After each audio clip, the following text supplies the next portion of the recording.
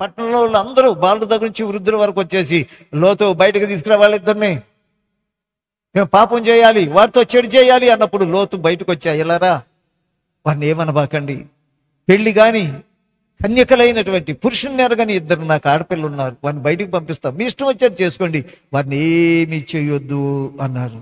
వీడెవడరా మన మధ్యకి తీర్పరగా వచ్చాడు? వాళ్ళు మర్యాదగా పంపకపోతే నేను చంపేస్తామని బెదిరించేశారు.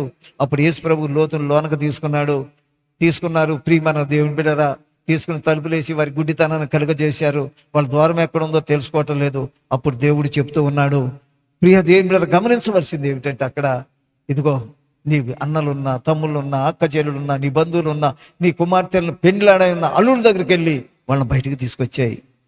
ఈ పట్టణాన్ని నాశనం చేయబోతున్నాం, ఈ పట్టణాన్ని అగ్ని గంధకాలు కురిపించి నాశనం చేయబోతున్నాం. కారణం ఏంటంటే పాపం పరిపక్వం అయిపోయింది.